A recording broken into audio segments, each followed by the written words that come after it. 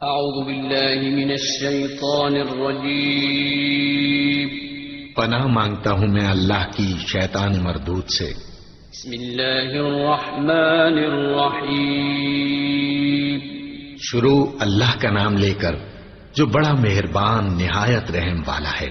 يا أيها الذين آمنوا إذا قيل لكم تفسحوا في المجالس فافسحوا يفسح الله لكم وإذا قيل انشزوا فانشزوا يرفع الله الذين آمنوا منكم والذين أوتوا العلم درجات والله بما تعملون خبير۔ مومنو، جب تم سے کہا جائے کہ مجلس میں کھل کر بیٹھو تو کھل کر بیٹھا کرو، اللہ تم کو کشادگی بخشے گا، اور جب کہا جائے کہ اٹھ کھڑے ہو تو اٹھ کھڑے ہوا کرو۔ جو لوگ تم میں سے ایمان لائے ہیں اور جن کو علم عطا کیا گیا ہے، اللہ ان کے درجے بلند کرے گا اور اللہ تمہارے سب کاموں سے واقف ہے۔ السلام علیکم ورحمۃ اللہ وبرکاتہ۔ ان الحمد للہ نحمده ونستعینه ونستغفره ونعوذ باللہ من شرور انفسنا ومن سیئات اعمالنا من يهده الله فلا مضل له ومن يضلل فلا هادي له واشهد ان لا اله الا الله وحده لا شريك له واشهد ان محمدا عبده ورسوله يا ايها الذين امنوا اتقوا الله حق تقاته ولا تموتن الا وانتم مسلمون يا ايها الناس اتقوا ربكم الذي خلقكم من نفس واحدة وخلق منها زوجها وبث منهما رجالا كثيرا ونساء واتقوا الله الذي تساءلون به والارحام ان الله كان عليكم رقيبا يا ايها الذين امنوا اتقوا الله وقولوا قولا سديدا يصلح لكم اعمالكم ويغفر لكم ذنوبكم ومن يطع الله ورسوله فقد فاز فوزا عظيما اما بعد فان خير الحديث كتاب الله وخير الهدي هدي محمد صلى الله عليه وسلم وشر الأمور محدثاتها وكل محدثة بدعة وكل بدعة ضلالة الضلالة في النار۔ أعوذ بالله من الشيطان الرجيم بسم الله الرحمن الرحيم اقرأ باسم ربك الذي خلق خلق الإنسان من علق اقرأ وربك الأكرم الذي علم بالقلم علم الإنسان ما لم يعلم۔ محترم صدر اجلاس، ناگپور سے آئے ہوئے میرے محترم دوست جناب وکیل پرویز صاحب،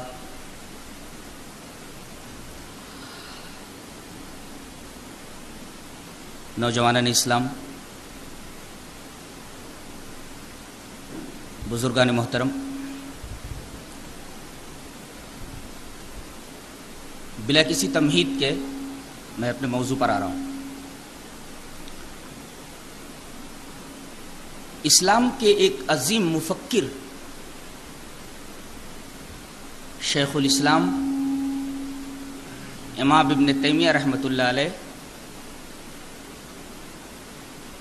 علم کی تعریف یوں کرتے ہیں، اور علم کی یہ تعریف مجموع الفتاوی کے اندر مندرج ہے۔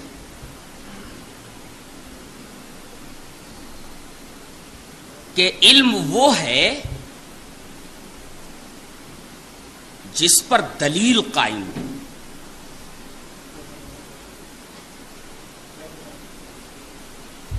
ثابت یہ ہوا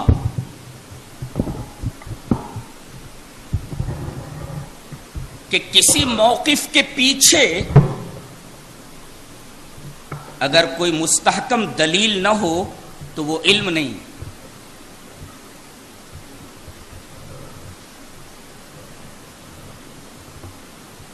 اور اس عظیم مفکر نے علم کی یہ تعریف قرآن حکیم کی ایک آیت کی روشنی میں کی ہے۔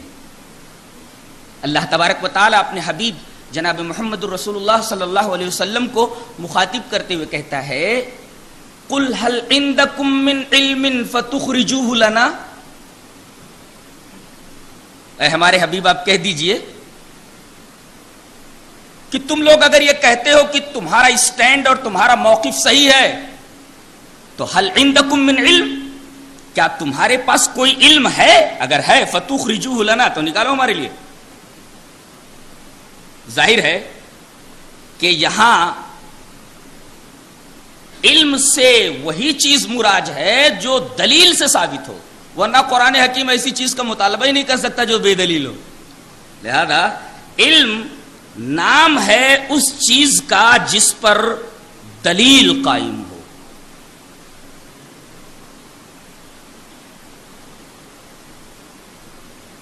دلیل کی دو قسمیں ہیں، ایک دلیل نقلی ہے اور ایک دلیل عقلی ہے. قرآن حکیم کا انداز بیان یہ ہے کہ جہاں وہ نقل پیش کرتا ہے وہاں اپنے اسٹینڈ، اپنے موقف کے اوپر عقلی دلیل بھی پیش کرتا ہے. مثلا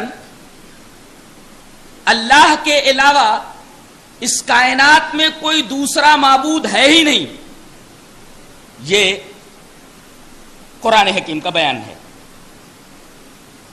نقل سورہ انبیاء میں اس طرح لو کان فیہما آلہۃ الا اللہ لفسدتا، اگر زمین اور آسمان یعنی کائنات میں اللہ کے علاوہ اور بھی معبود ہوتے تو کائنات کا نظم درہم برہم ہو جاتا.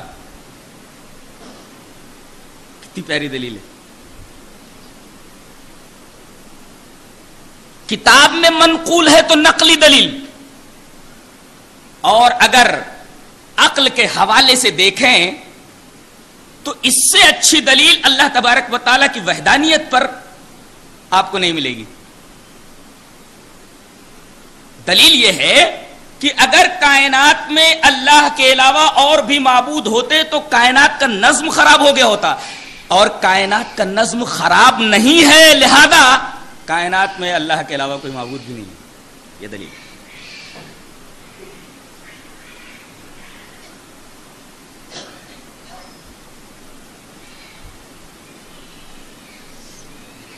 ایک موقف اللہ کہاں ہے؟ ہم لوگ کہتے ہیں ہر جگہ موجود ہے، ایسا نہیں ہے. نقل کیا کہتی ہے وہ ہمیں دیکھنا ہے. اللہ تبارک تعالیٰ نے ارشاد فرمایا الرحمن علی العرش استوى، رحمان عرش پر مستوی ہے.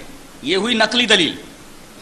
عقلی دلیل چاروں اماموں میں سے ایک امام حضرت امام احمد ابن حنبل رحمہ اللہ نے اس پر عقلی دلیل پیش کی. اللہ عرش پر مستوی ہے، یہ نقل سے ثابت ہے. قرآن حکیم کی آیت ہے الرحمن علی العرش استوى. عقلی دلیل حضرت امام احمد ابن حنبل رحمہ اللہ یوں دیتے ہیں کہ اللہ یا تو داخل عالم ہے یا خارج عالم ہے، یا نہ تو داخل عالم ہے نہ خارج عالم. تین ہی صورتیں ہیں.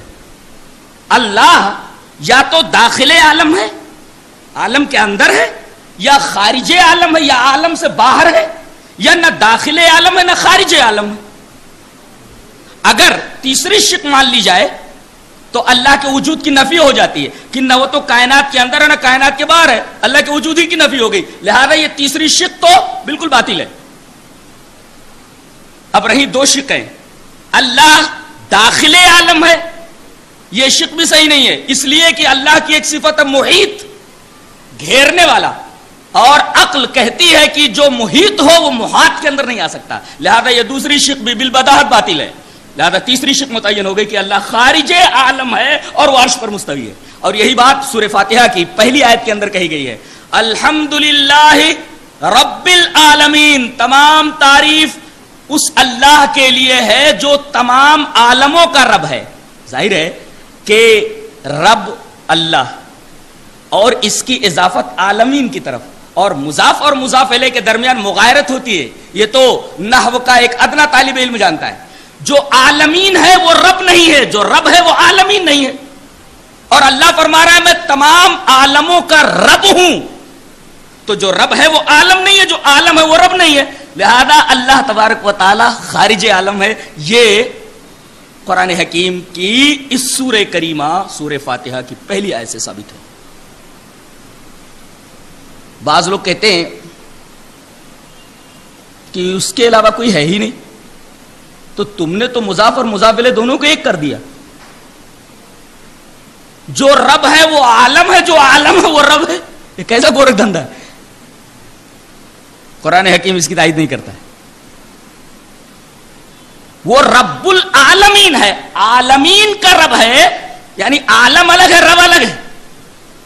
آیت کریمہ پر غور کریں گے تو آپ کو حضرت امام احمد ابن حنبل کا استدلال بالکل اسے آیت کریمہ کی روشنی میں لگے گا.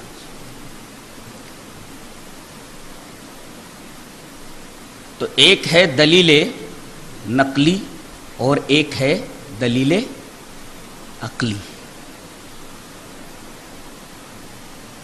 اور ہمارا یہ مذہب ہونا چاہیے، ہمارا یہ مسلک ہونا چاہیے کہ کوئی بھی بات بغیر دلیل کے تسلیم نہ کریں.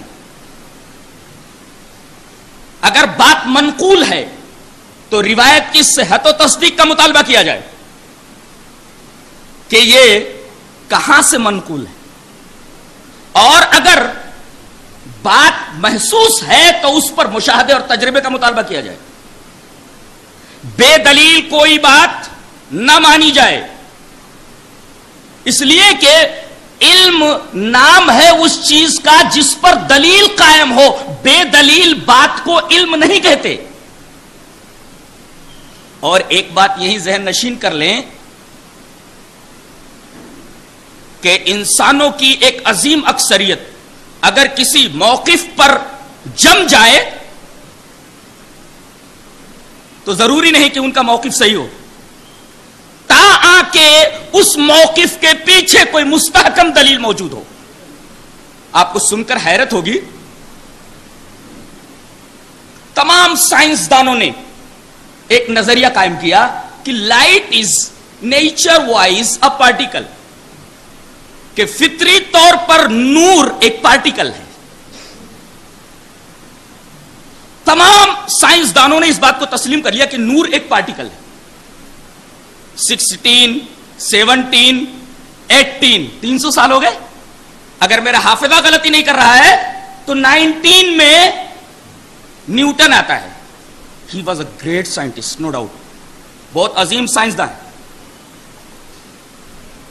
وہ یہ دیکھتا ہے کہ نور کے بارے میں، لائٹ کے بارے میں تمام کے تمام سائنسداں یا ان کی عظیم اکثریت اسے پارٹیکل مانتی ہے. لہذا وہ بھی اندھا بہرا ہو کر کے اس موقف کے اوپر گر پڑا اور اس نے بھی مان لیا کہ لائٹ ایک پارٹیکل ہے. بتائیے، ایک عظیم سائنسداں یہ دیکھ کر کے کہ سائنسدانوں کی ایک عظیم اکثریت نور کو پارٹیکل مانتی ہے، لہذا وہ پارٹیکل ہے. اس نے غور و فکر کی اور تحقیق کی اور دلیل کی ضرورت محسوس نہیں کی.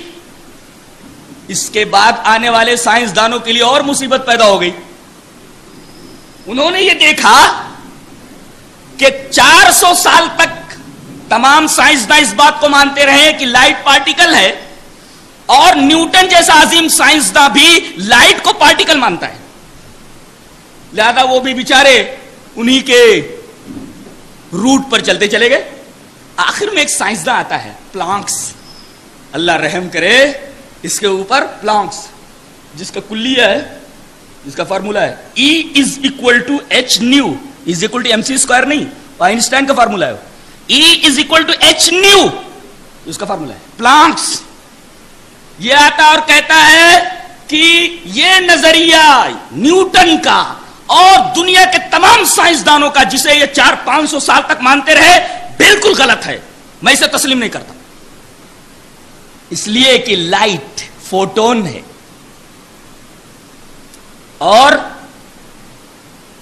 جب لائٹ فوٹون ہے it is not a particle but it is a packet of energy. It is not a particle, it is a packet of energy. اور ثابت کرتا ہے، دلیل دیتا ہے کہ میں اسے پیکٹ آف انرجی مانتا ہوں. دلیل یہ ہے کہ پارٹیکل میں ماس ہوتا ہے، نور میں ماس نہیں ہوتا، اور mass is equal to W / G. یعنی اگر کسی کا ماس معلوم کرنا ہو، کمیت معلوم کرنی ہو، تو ویٹ کو یعنی وزن کو کشش ثقل سے ڈیوائڈ کر دیا جائے تو اس کی کمیت معلوم ہو جاتی. اس نے بدلائل یہ بات ثابت کی کہ روشنی، نور یہ نیچر وائز پارٹیکل نہیں ہے. اگر یہ پارٹیکل ہوتی تو ماس ہونا ضروری تھا، اور ماس نہیں ہے، لہذا ثابت یہ ہوا کہ it is not a particle but a packet of energy. Proved. 400-500 سال تک ایک غلط نظریے کو لوگ گھماتے رہے، لوگ مانتے رہے، منواتے رہے، اور آخر میں ایک سائنسداں اٹھتا اور کہتا ہے کہ یہ غلط ہے. پوری دنیا کے لوگ اگر ایک بات کو مان لیں، ایک سٹینڈ بنا لیں، اور اس سٹینڈ اور موقف کے پیچھے کوئی مستحکم دلیل نہ ہو تو تسلیم نہ کیا جائے. اور یہ بھی سمجھ لیں کہ اگر کسی موقف کی طرف انسانوں کی عظیم اکثریت ہو تو یہ کثرت یا قلت یہ حق کا معیار نہیں ہے. حق کا معیار دلائل ہوتے ہیں، نہ کہ کثرت اور قلت. یہی بات قرآن حکیم میں کہی گئی ہے، وَإِن تُطِعْ أَكْثَرَ مَنْ فِي الْأَرْضِ يُضِلُّوكَ عَنْ سَبِيلِ اللَّهِ، اگر آپ ان لوگوں کی اطاعت کریں گے میرے حبیب جو دنیا میں بہت زیادہ ہیں، تو آپ دیکھیں گے کہ دنیا کی عظیم اکثریت تو میری باغی ہے، سے بغاوت کرنے والے ہیں، تو یہ تو آپ کو سیدھے راستے سے ہٹا دیں گے، گمراہ کر دیں گے.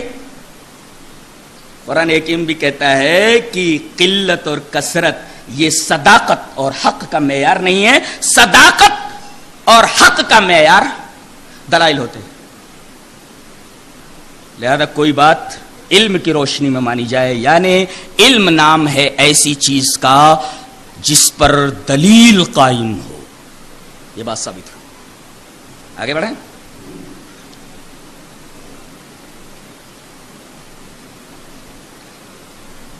علم رہتا کہاں ہے؟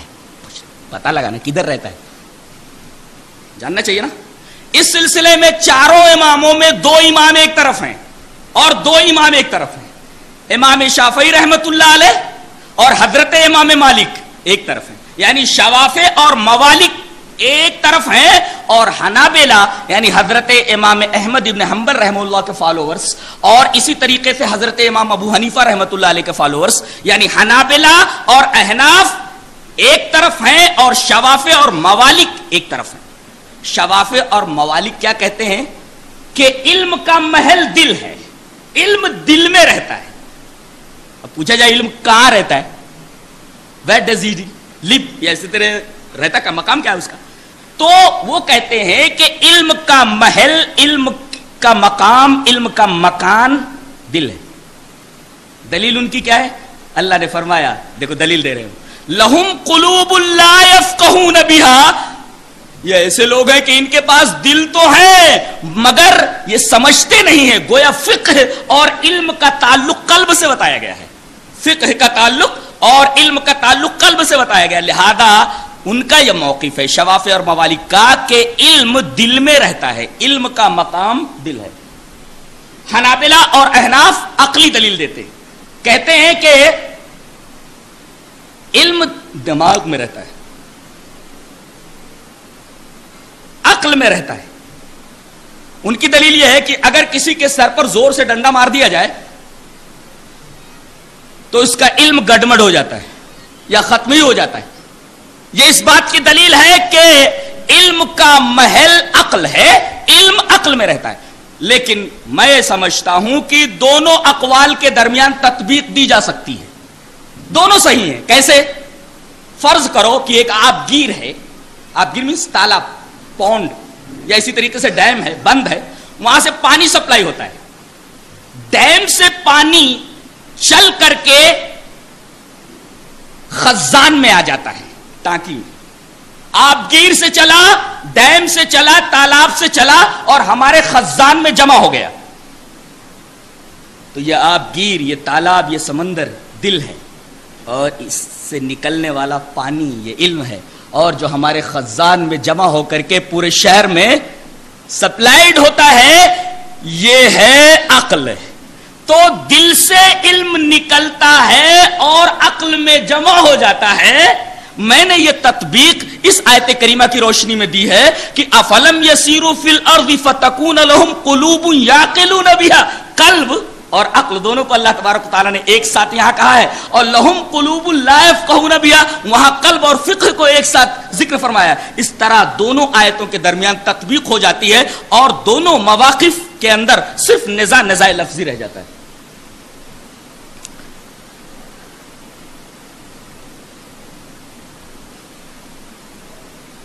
یہیں ایک بات اور بتا دوں، عقل میں اور نفس میں کیا فرق ہے؟ عقل میں اور نفس میں کیا فرق ہے یہ بھی جان لیں. سرے راہ برسبیل تذکرہ جان لیں کہ یہ پورا جسم انسانی ایک مملکت کی طرح ہے اور عقل اس مملکت کی بادشاہ ہے. بدن انسانی ایک مملکت، عقل اس میں بادشاہ کی حیثیت رکھتی ہے، اور اعضاء و جوارح درجہ بدرجہ آیان سلطنت اور وزرائے مملکت ہیں، اور معدہ یہ سرمایہ دار ہے، کساد بازاری کرنے والے، اور نفس اس حکومت کا باغی ہے. ثابت یہ ہوا کہ اسلام آتنکواد کا سب سے بڑا مخالف ہے. سب سے پہلا مخالف قرآن ہے. باغی کی مثال نفس کی سی ہے. اسی وجہ سے 13ویں پارے کا آغاز ہی اس آیت کریمہ سے ہوتا ہے، ان النفس لامارۃ بالسوء. نفس کا کام ہی بہت زیادہ برائیوں کا حکم دینا ہے. یہ باغی ہے حکومت کا. یہ ہے عقل اور نفس کے درمیان فرق.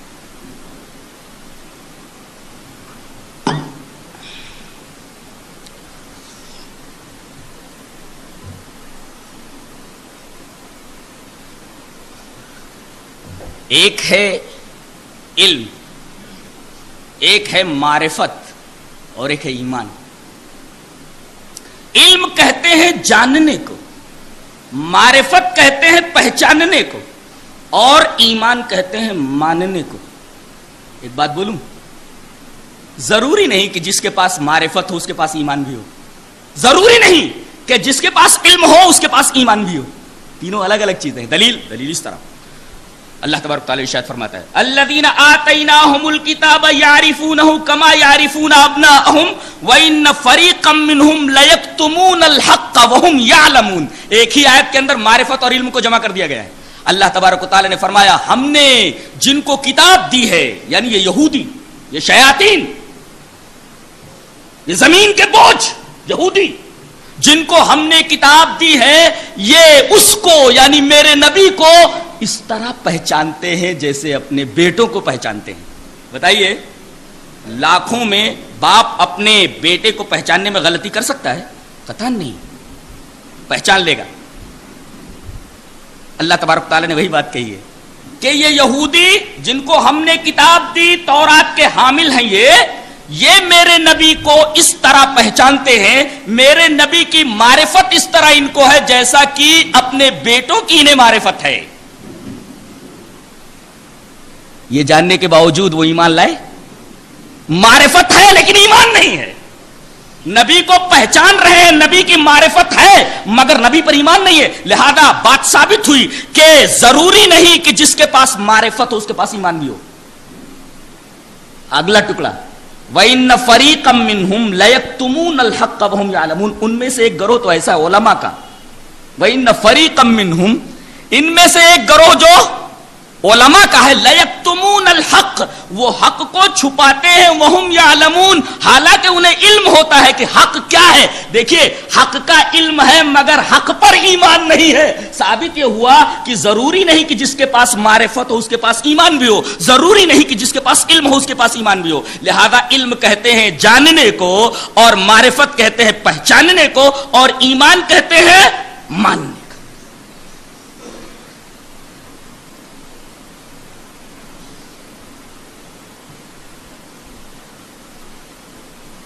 علم کی اہمیت پر ایک بڑی پیاری آیت یاد آئی، ریفر کرتا ہوں قرآن کے حوالے سے آپ تک. اللہ نے ارشاد فرمایا، واللہ اخرجکم من بطون امہاتکم لا تعلمون شیئا وجعل لکم السمع والابصار والافئدہ لعلکم تشکرون. وہ اللہ ہے جس نے تم کو تمہاری ماؤں کے پیٹوں سے نکالا، لا تعلمون شیئا، تم ایک چیز کا علم نہیں رکھتے تھے. اللہ، علم اتنی بڑی چیز ہے کہ اللہ فرماتا ہے کہ آدمی ماں کے پیٹ سے علم لے کر نہیں آتا. ماں کے پیٹ سے تم نکلتے ہو تو لا تعلمون شیئا، یہاں نکرہ تحت نفی ہے، کسی چیز کا علم نہیں ہوتا تمہیں. پھر کیا لے کر آتے ہو؟ علم لے کر نہیں آتے. کیا لے کر آتے ہو؟ وَجَعَلَ لَكُمُ السَّمْعَ وَالْأَبْصَارَ وَالْأَفْئِدَةَ، سماعت لے کر آتے ہو، بصارت لے کر آتے ہو، قوت سنوائی لے کر آتے ہو، قوت بینائی لے کر آتے ہو، اور والافئدہ، قوت مفکرہ، سوچنے کی قوت لے کر کے آتے ہو، لعلکم تشکرون، تاکہ تم اللہ کا شکر ادا کرو. آیت کریمہ پر غور کیجئے، دو باتیں کہی گئی. ایک بات تو یہ ہے کہ ماں کے پیٹ سے انسان علم لے کر نہیں آتا. جی، ایسے علم کسی کو نہیں دیا جاتا کہ ایسے دے دیا جائے، الا یہ کہ اللہ تبارک و تعالیٰ کسی کو منتخب کر لے. عام طور پر ایسا نہیں ہوتا، اللہ انتخاب کر لے تو دے دیتا ہے. بقیہ علم کے معاملے میں عام قاعدہ یہ نہیں ہے کہ ایسے ہی علم مل جایا کرتا ہے. ماں کے پیٹ سے علم لے کر نہیں آتے، پھر کیا لے کر آتے ہو؟ علم لے کر نہیں، استعدادات علم لے کر آتے ہو. نالج لے کر نہیں، فیکلٹیز آف نالج لے کر آتے ہو. علم نہیں، استعدادات علم لے کر آتے ہو. اور تمام استعدادات علم میں سب سے پہلی اور سب سے عظیم استعداد جانتے کون سی ہے؟ یا علم کے تمام حادثوں میں سب سے عظیم حادثہ سماعت کا ہے، سننے کا. عجیب بات تو یہ ہے کہ یہ اس طریقے سے ہے کہ آدمی کسی طرف منہ کر کے کھڑا رہے، آگے سے، پیچھے سے، دائیں سے، بائیں سے آوازوں کا ادراک کر لیتا ہے، علم کا ادراک کر لیتا ہے. اس کو گھومنے کی ضرورت نہیں، پیچھے سے آواز آ رہی ہے تو ہمیں گھومنے کی ضرورت پڑے. اسی وجہ سے اللہ تبارک و تعالیٰ نے قلب کے ساتھ اس کا ذکر کیا ہے کہ قلب پر مہر لگا دی جائے تو سماعت پر بھی مہر لگا دی جائے. ختم اللہ علی قلوبہم وعلی سمعہم، دل کے اوپر بھی مہر اور قوت سماعت کے اوپر بھی مہر. یعنی یہ حادثہ ایسا ہے کہ مڑے بغیر آگے پیچھے دائیں بائیں تمام طرف سے آنے والی آوازوں کا ادراک کر لیتا ہے. ایسا حادثہ ہے. اس کے بعد بصارت کا ہے، دیکھنے کے لیے ضروری ہے کہ چیز سامنے ہو، اس لیے اس پر پردہ ڈال دینا کافی ہے. لہذا اللہ تبارک و تعالی نے وہاں بصارتوں پر پردہ ڈال دینے کی بات کہی ہے. ختم اللہ علی قلوبہم وعلی سمعہم وعلی ابصارہم غشاوہ، قوت بینائی کے اوپر پردہ ڈال دو کافی ہے. علم کی اہمیت معلوم ہوئی کہ ماں کے پیٹ سے لے کر نہیں آتا، بلکہ استعدادات دی جاتی ہے. محنت کر. اور علم کے بارے میں نے ایک مقولہ پڑھا عربی کا، العلم لا يعطيك بعضه حتى تعطيه كلك، کہ علم جب تک تم اپنی ہستی نہ مٹا دو تب تک تمہیں اپنا ایک ٹکڑا نہیں دیتا. آدمی اپنی ہستی مٹا دے تب علم بڑی بے نیازی سے کہتا ہے لے کاٹ کر ایک ٹکڑا دے رہا ہوں، لے جا خیرات میں. یہ علم کی شان ہے. العلم لا يعطيك بعضه حتى تعطيه كلك. علم جو ہے اپنا بعض حصہ نہیں دیتا جب تک کہ آدمی کل نہ دے دے، اپنی ہستی نہ مٹا دے. شیکسپیئر کا بڑا عظیم قول ہے، بولتا ہے like taper one should melt in the pursuit of knowledge. آدمی کو علم کے پیچھے موم بتی کی طرح like candle، موم بتی کی طرح پگھل جانا چاہیے. like taper one should melt in the pursuit of knowledge. علم کے پیچھے ایک آدمی کو موم بتی کی طرح پگھل جانا چاہیے. استعدادات کو جتنا استعمال کرو گے علم اتنا حاصل ہوگا. قوت سماعت تمام حادثوں میں سب سے عظیم حادثہ سماعت کا ہے. کیوں؟ دلیل قرآن نے دی ہے کہ جب جہنمیوں کو جہنم کے دروازے پر لایا جائے گا تو جہنم کا داروغہ پوچھے گا الم یاتکم نذیر، ادھر کیسے آ گئے؟ تمہارے پاس کوئی ڈرانے والا نہیں آیا؟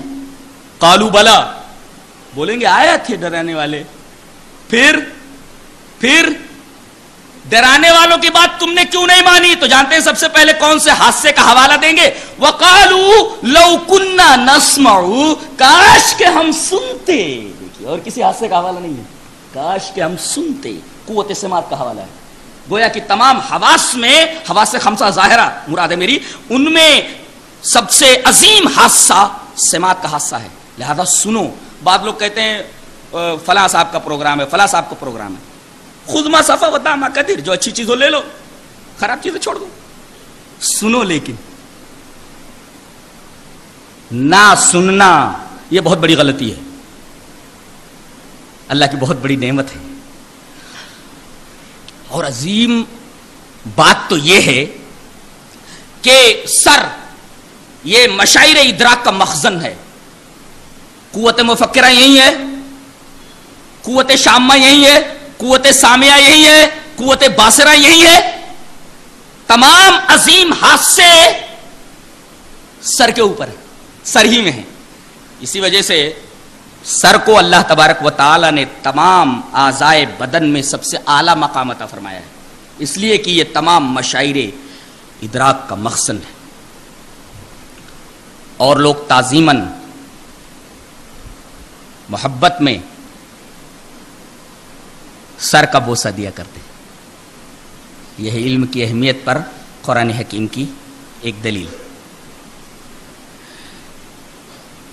ایک جگہ ایسا ہوا کہ ایک نبی کی امت نے مطالبہ کیا کہ ہمارا ایک بادشاہ بنا دیا جائے, ایک کمانڈر ان چیف بنا دیا جائے, اور ہم اس کی معیت میں, اس کی رہنمائی میں ہم جنگ لڑیں گے. ایک غریب آدمی کو معاشرے میں جن کی کوئی حیثیت نہیں تھی ان کو کمانڈر ان چیف بنا دیا گیا. اعتراض ہوا. اللہ تبارک و تعالیٰ نے اس بات کو اس طرح نقل فرمایا ہے, وَقَالَ لَهُمْ نَبِيُّهُمْ إِنَّ اللَّهَ قَدْ بَعَثَ لَكُمْ طَالُوتَ مَلِكًا قَالُوا أَنَّىٰ يَكُونُ لَهُ الْمُلْكُ عَلَيْنَا وَنَحْنُ أَحَقُّ بِالْمُلْكِ مِنْهُ وَلَمْ يُؤْتَ سَعَةً مِنَ الْمَالِ قَالَ إِنَّ اللَّهَ اصْطَفَاهُ عَلَيْكُمْ وَزَادَهُ بَسْطَةً فِي الْعِلْمِ وَالْجِسْمِ. انہوں نے کہا کہ جس آدمی کو آپ نے ہمارا کمانڈر بنایا, بادشاہ بنایا ہے, اس آدمی کے پاس تو مال نہیں ہے, ہم لوگ مال والے ہیں, لہذا ہم زیادہ حقدار ہیں کہ ہمیں رہنما بنایا جائے. اللہ تبارک و تعالیٰ نے نبی کی زبان سے کہلوایا کہ ان سے کہہ دو کہ تمہارے پاس مال تو ہے, لیکن جس آدمی کو ہم نے رہنمائی کے لیے منتخب کیا ہے اس کے پاس ایک ایسی چیز ہے جو تمہارے پاس نہیں ہے. زادہ بسطۃ فی العلم والجسم, اس کے پاس علم ہے جو تمہارے پاس نہیں ہے. لہذا آئین جہاں کے لیے اور حکمرانی کے اصولوں میں سب سے پہلا اصول یہ ہے کہ لیڈر اسی کو بنایا جائے, کمانڈر ان چیف وہی بنے, بادشاہ وہی بنے جس کے پاس علم, سب سے پہلی چیز. اور یہی بات حضرت یوسف علیہ السلام نے کہا یہ تو بادشاہ بنانے کی بات تھی, ملک بادشاہ, اب وزیر کی بات آتی ہے. حضرت یوسف علیہ السلام بادشاہ وقت سے کہہ رہے ہیں قال اجعلنی علی خزائن الارض, ہمیں فوڈ منسٹر بنا دیجئے, زمین کے خزانوں پر ہمیں نگراں بنا دیجئے. قال اجعلنی علی خزائن الارض, زمین کے خزانوں پر ہمیں مقرر کر دیجئے. اچھا کہ آپ کے اندر کون سی ایسی خاص بات ہے کہ آپ کو فوڈ منسٹر بنا دیا جائے؟ اللہ تبارک و تعالیٰ نے حضرت یوسف کی زبان سے کہلوایا کہ آپ بتا دیجئے نا کہ آپ کے اندر کون سی ایسی خصوصیت ہے جو دیگر لوگوں میں نہیں ہے, آپ ہی فوڈ منسٹر بنائے جانے کے لائق ہیں.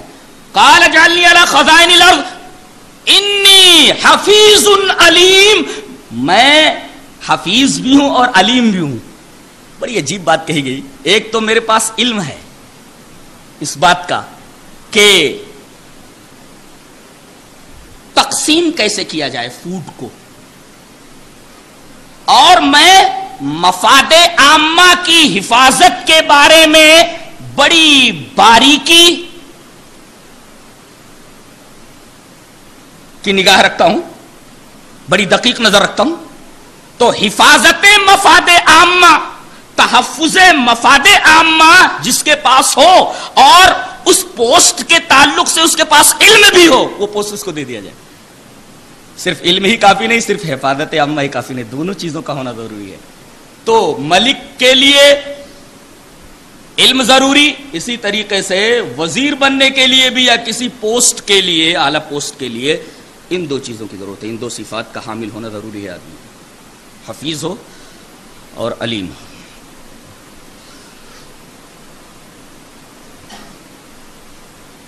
علم کی سب سے بہترین دلیل علم کی عظمت پر, حضرت سلیمان علیہ السلام بیٹھے ہوئے ہیں, کہنے لگے کہ کون ہے جو ملکہ بلقیس کے تخت کو سینکڑوں میل کے فاصلے سے, میں یہاں بیت المقدس میں ہوں, سبا سے یہاں تخت لے آئے, کون ہے؟ قال عفریت من الجن انا آتیک بہ قبل ان تقوم من مقامک وانی علیہ لقوی امین. ایک جنوں میں کا جو عفریت تھا, اسٹرانگ, عفریت میں ویری اسٹرانگ, بہت زیادہ طاقتور جن کھڑا ہوا, انا آتیک بہ قبل ان تقوم من مقامک, آپ اپنی جگہ سے کھڑے نہیں ہوں گے کہ میں تخت لے آؤں گا سینکڑوں میل کے فاصلے سے, یا دربار برخاست ہونے سے پہلے لے آؤں گا, اور میں قوی بھی ہوں اور امین بھی ہوں, میرے پاس قوت بھی اور امانت دار بھی میں ہوں. ایک علم والا وہاں تھا, قال الذي عنده علم من الكتاب انا آتيك به قبل ان يرتد اليك طرفك، جس کے پاس کتاب کا ایک مخصوص علم تھا، اس نے کہا کہ تو کیسی بات کرتا ہے، دربار برخاست ہونے میں کافی ٹائم لگ سکتا ہے، میرے پاس کتاب کا ایک علم ہے، میں اس علم کے ذریعے اس مادی شے کو سینکڑوں میل کے فاصلے سے چشم زدن میں لا سکتا ہوں، پلک جھپکتے ہی لا سکتا ہوں.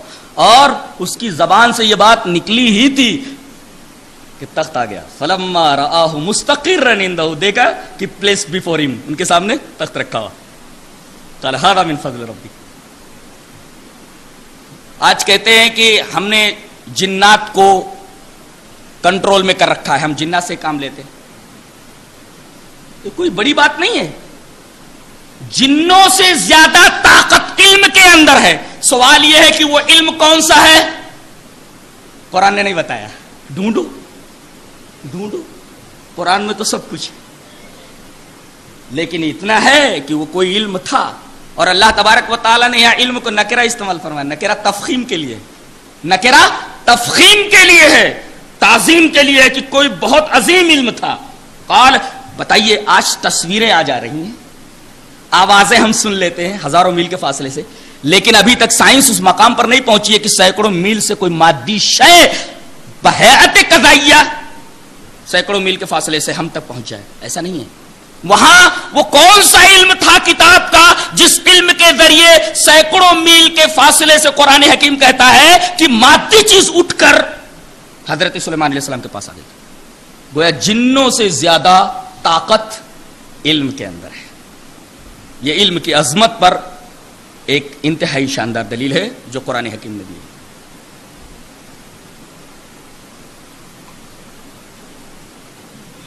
اب تک دو باتیں ثابت ہوئی.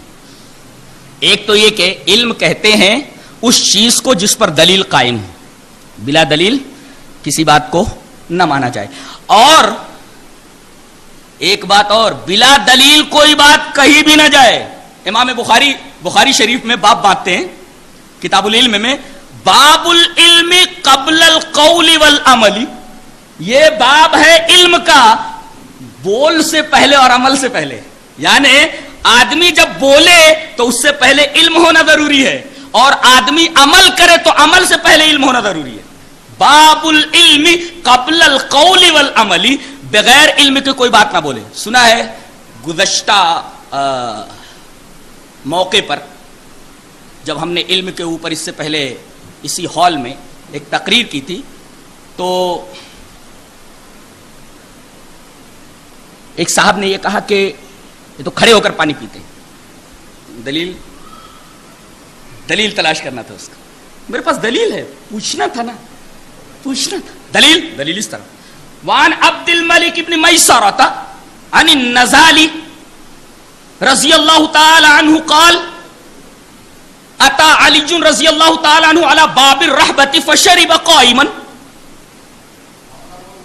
فقال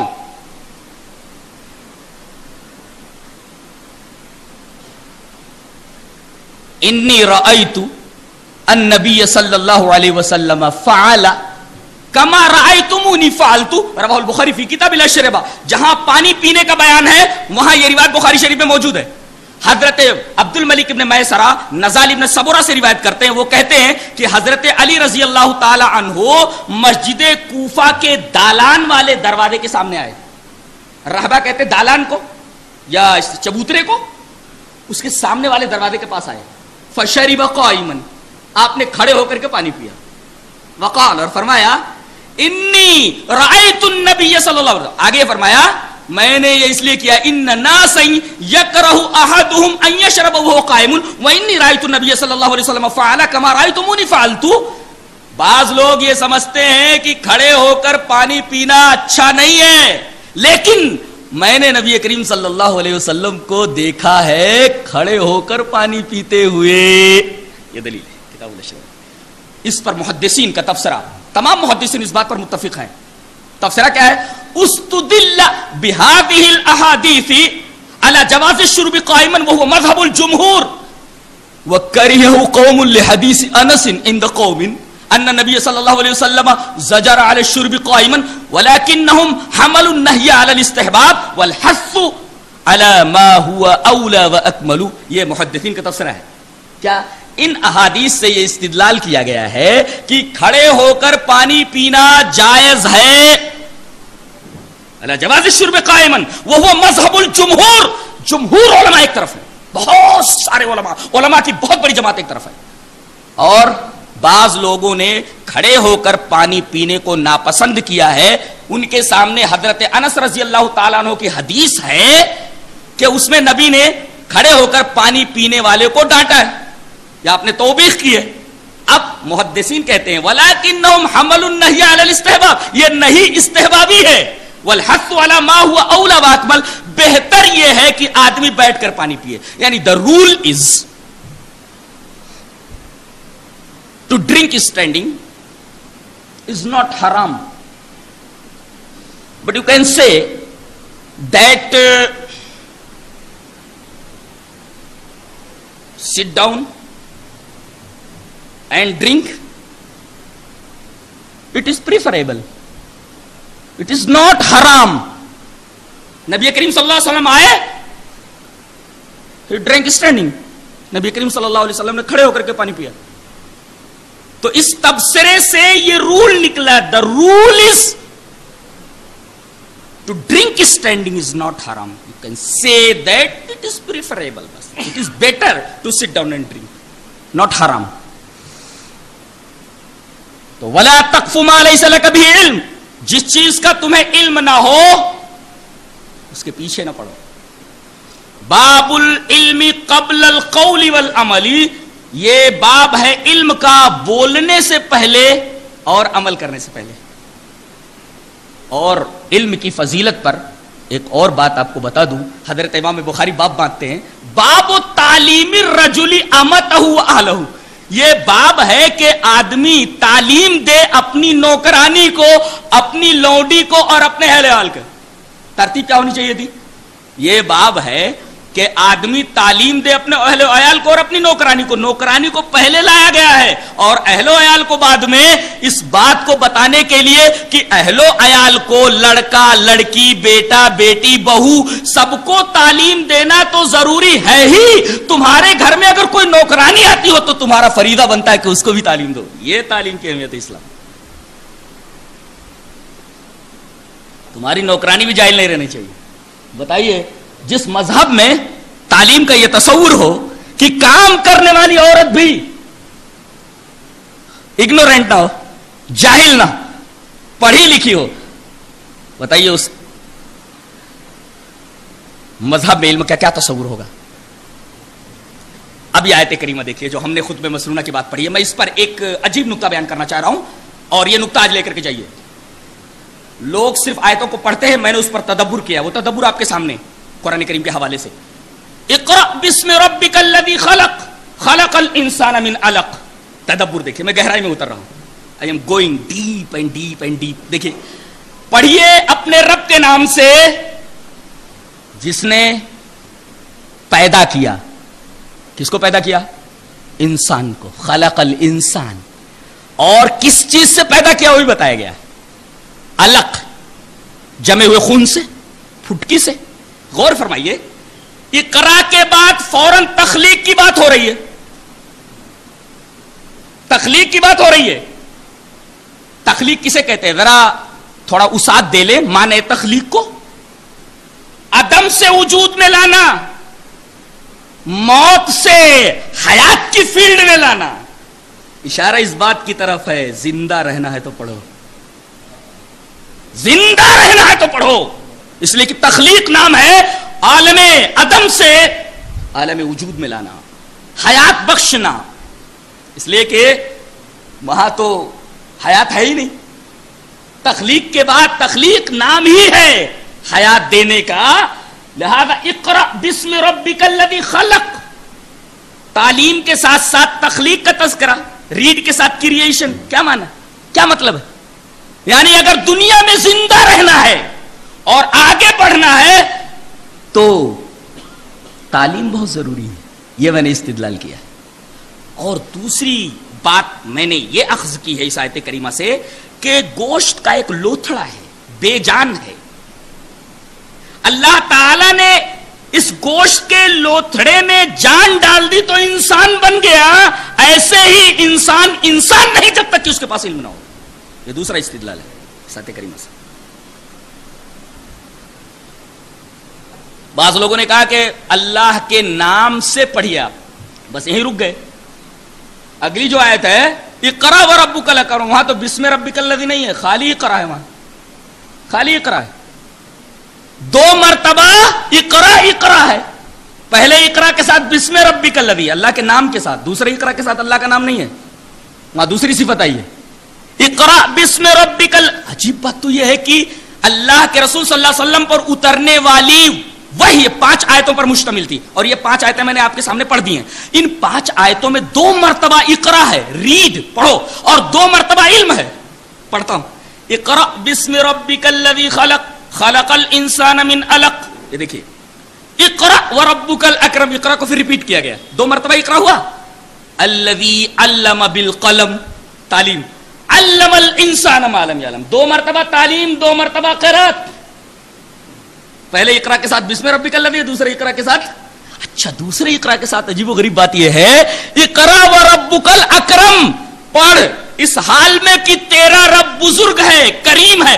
آج آدمی یہی تو چاہتا ہے کہ دنیا میری عزت کرے، دنیا میری عزت کرے، یہ تو چاہتا ہے نا. کرامت مانے بزرگی، بزرگ سمجھے، بڑا سمجھے، میری عزت کرے.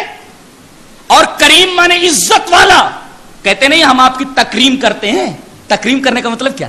ہم آپ کو بڑا سمجھتے ہیں، ہم آپ کو اپنے سے افضل سمجھتے ہیں، ہم آپ کی عزت کرتے ہیں، ہم آپ کی تعظیم کرتے ہیں. دیکھیں تکریم کا لفظ ہے. اقرا وربک الاکرم، کاف ر میم کے مادے سے تکریم بنا ہے. اقرا وربک الاکرم، پڑھیے اس حال میں کہ آپ کا رب اکرم ہے. یہاں لفظ اکرم اللہ کی صفت کیوں آئی؟ وجہ کیا ہے؟ اقرا کے ساتھ اشارہ اس بات کی طرف ہے جینا ہے تو تعلیم کے بغیر جی نہیں سکتے، اور عزت دنیا کے اندر حاصل کرنا تو تعلیم کے بغیر ممکن نہیں. یا اس کے علاوہ کوئی استدلال کر سکتے ہو؟ نکال سکتے ہو بہت ساری باتیں.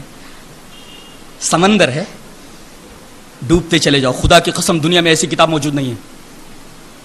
دنیا کے ہر فن سے بحث کرتی ہے، اور دنیا کے جتنے بھی علوم ہیں سب کی بنیاد قرآن حکیم میں موجود ہے. یہ بات یاد رکھیے آپ، تمام علوم کی بنیاد قرآن حکیم میں مل جائے گی. ایک اعتراض اور سامنے آیا. ایک صاحب نے لکھ کر کے دیا، اس پر ہم بعد میں بحث کریں گے. اعتراض کو نقل کرتا ہوں کہ آپ نے کہا کہ علم کی 2 قسمیں ہیں، علم نافع، علم غیر نافع، اور بحث وہیں تمام کر دی. بحث تمام نہیں ہوئی تھی، بحث نامکمل تھی. ہم نے سمجھا تھا کہ آپ سمجھ گئے ہوں گے، لیکن آپ سمجھے نہیں اور تہمت مجھ پر ڈال دی. اب ایسے لوگوں کے بارے میں حافظ شیرازی کا یہ شعر ہی پڑھ سکتا ہوں نا. اچھا کہا اس نے، کیا کہتا ہے اسد بھائی؟ کیا کہتا ہے؟ کہتا ہے کہ خواب بیدارا بستی آنکھ ہز نقش خیال. جانتے ہیں یہ بہت بڑا شاعر ہے ایران کا، اور اس کے اشعار کو سمجھنے کے لیے بہت ہی جینیس ہونا ضروری ہے، بہت ہی عبقری ہونا ضروری ہے. غالب سے زیادہ جینیس تھا، اور غالب کے اشعار کو سمجھنے کے لیے جہاں جینیسنس ضروری ہے اس سے زیادہ جینیسنس ضروری ہے حافظ کے کلام کو سمجھنے کے لیے. خواب بیدارا ببستی آنکھ ہز نقش خیال، تہمت بر شب روان خیل خواب انداختی. کیا بات ہے. کہتا یہ ہے کہ عاشقوں کی آنکھوں سے نیند اڑ گئی ہے، عاشقوں کو نیند نہیں آ رہی بولتا ہے. اور وجہ کیا ہے؟ محبوب نے کیا کیا ہے، معشوق نے کیا کیا ہے؟ نیند کو پکڑ کر کے اپنے پاس کھوٹے میں باندھ لیا ہے. یہ میری تشریح ہے. خواب بیدارا ببستی، بیدار لوگوں کی نیند کو اپنے پاس باندھ لیا ہے. عاشقوں کو نیند نہیں آ رہی ہے. وجہ کیا ہے؟ محبوب نے نیند کو پکڑ کر اپنے پاس کھوٹے میں باندھ لیا ہے. اب یہ نیند کو چھوڑے نہ تو عاشقوں کو نیند آئے، یہ تو باندھے ہوئے. اب اس سے کہا جا رہا ہے چھوڑ دو وہی تاکہ عاشقوں کو نیند آ جائے. بیٹا ایسا نہیں ہے، مسئلہ کچھ دوسرا ہے. بولتا ہے آگے ہز نقش خیال، تہمت برشب روان خیل خواب انداختی. معشوق یہ کہتا ہے کہ یہ الزام میرے اوپر غلط ہے، تہمت غلط ہے، اس لیے نیند نہیں آ رہی تمہیں، اس لیے کہ نیند کے لشکر کے ڈاکو اپنے حملے میں ناکام رہے ہیں، اس وجہ سے نیند نہیں آ رہی. کیا بات کہتا ہے. خواب بیدارا ببستی آنگھ ہز نقش خیال، تہمت برشب روان خیل خواب انداختی. تو بتائیے کہ میتھمیٹکس پڑھنا ثواب ہے یا ثواب نہیں ہے، یہ سوال تھا.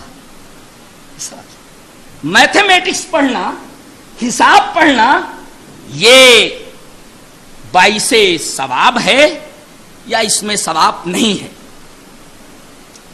جواب، میں ایک حدیث پاک سمجھنا چاہتا ہوں، حدیث پڑھتا ہوں. وعن ابن عباس رضی اللہ تعالی عنہما عن النبی صلی اللہ علیہ وسلم قال الحق الفرائض باہلها فما بقي فهو لاولى رجل ذکر رواہ البخاری فی کتاب الفرائض. حضرت امام بخاری اس حدیث پاک کو ایسے کتاب الفرائض میں لائے ہیں. حضرت ابن عباس رضی اللہ تعالی عنہما فرماتے ہیں کہ نبی کریم صلی اللہ علیہ وسلم نے ارشاد فرمایا کہ ذوی الفروض کو ترکے کا حصہ دے دو. ذوی الفروض جانتے ہیں کس کو کہتے ہیں؟ ایسے وارثین جن کا حصہ خود قرآن نے مقرر کر دیا ہے، ایسے وارثین کو ذوی الفروض کہا جاتا ہے. قرآن نے خود متعین کر دیا کہ ان کو اتنا ملنا چاہیے، ان کو اتنا ملنا چاہیے، ان کو اتنا ملنا چاہیے،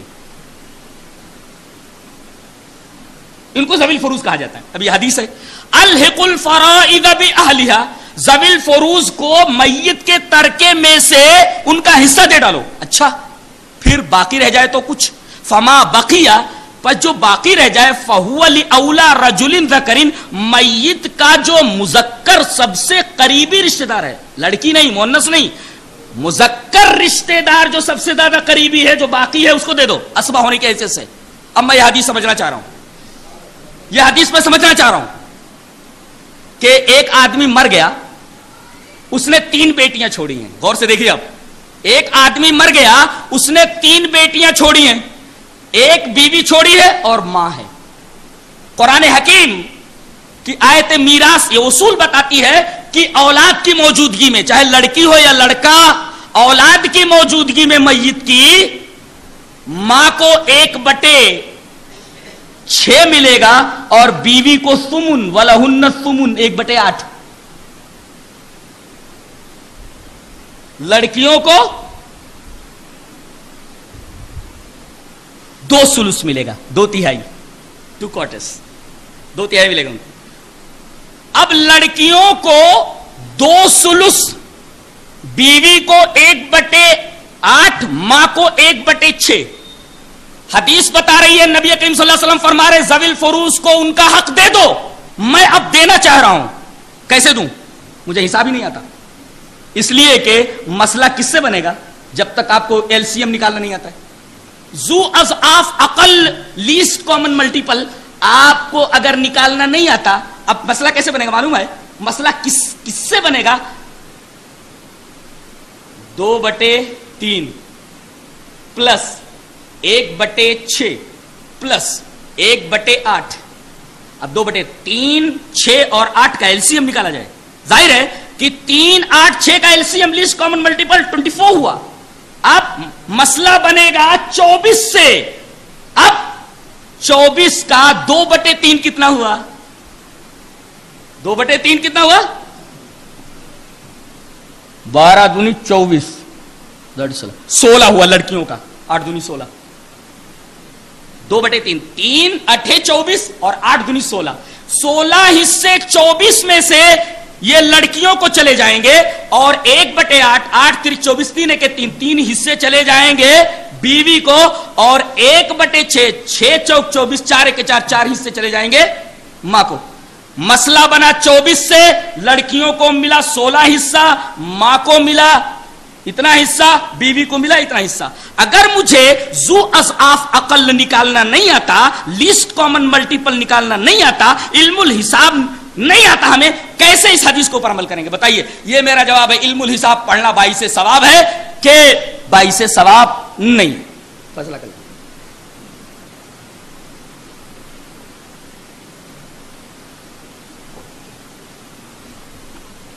اس حدیث کی روشنی میں فیصلہ کر لیں، علم الحساب پڑھنا درست ہے کہ نہیں. اب حدیث پاک ایک ملاحظہ کریں. حدیث اس طرح، وعن ابی ہریرہ رضی اللہ تعالی عنہ قال قال رسول اللہ صلی اللہ علیہ وسلم المؤمن القوی خیر واحب الی اللہ من المؤمن الضعیف وفی کل خیر. احرص علی ما ينفعک، احرص علی ما ينفعك واستعن بالله ولا تعجز وَإِنْ أَصَابَكَ شَيْءٌ فَلَا تَقُلْ لَوْ أَنِّي فَعَلْتُ لَكَانَ كَذَا وَكَذَا وَلَكِنْ قُلْ قَدَّرَ اللَّهُ وَمَا شَاءَ فَعَلَ فَإِنَّ لَوْ تَفْتَحُ عَمَلَ الشَّيْطَانِ رواہ مسلم فی کتاب القدر. حضرت امام مسلم اس حدیث پاک کو ایسے جہاں تقدیر کا بیان ہے کتاب القدر کے اندر یہ حدیث حضرت ابو ہریرہ رضی اللہ تعالیٰ عنہ سے لائے ہیں. حدیث کا ترجمہ دیکھیے. حضرت ابو ہریرہ رضی اللہ تعالیٰ عنہ فرماتے ہیں کہ نبی کریم صلی اللہ علیہ وسلم نے ارشاد فرمایا کہ طاقتور مومن اللہ کے نزدیک کمزور مومن سے زیادہ اچھا ہے اور اللہ کو زیادہ محبوب ہے. خیر و احب الی، اچھا ہے اور اللہ کو زیادہ محبوب ہے. ایک مسئلہ وہ فی کل خیر، حالانکہ ہر ایک میں خیر ہے. کمزور مومن بھی اچھا ہے اور طاقتور مومن بھی اچھا ہے. یہ اصول آگے فرمایا جا رہا ہے احرص علی ما ینفعک، جو بھی چیز تجھے نفع دے اس کے لیے حرص کر. جو بھی چیز تجھے نفع دے اس کے لیے حرص کر. جانتے ہیں حرص کسے کہتے ہیں؟ آج میں سمجھا دوں کہ عربی میں حرص کس کو کہتے ہیں. حرص مانے لالچ نہیں ہے، حرص مانے لالچ نہیں ہے، بلکہ یہاں حرص کا مطلب ہے کسی چیز کے حصول میں پوری قوت نچوڑ دینا. دیٹ از کالڈ حرص. احرص علی ما ینفعک، جو چیز تجھے نفع دے اس چیز کے حصول میں پوری طاقت نچوڑ دے. عربی میں اس کو حرص کہتے ہیں. اور عجیب بات تو یہ ہے کہ یہی صفت نبی کی بھی آئی ہے، جناب محمد رسول اللہ صلی اللہ علیہ وسلم کی.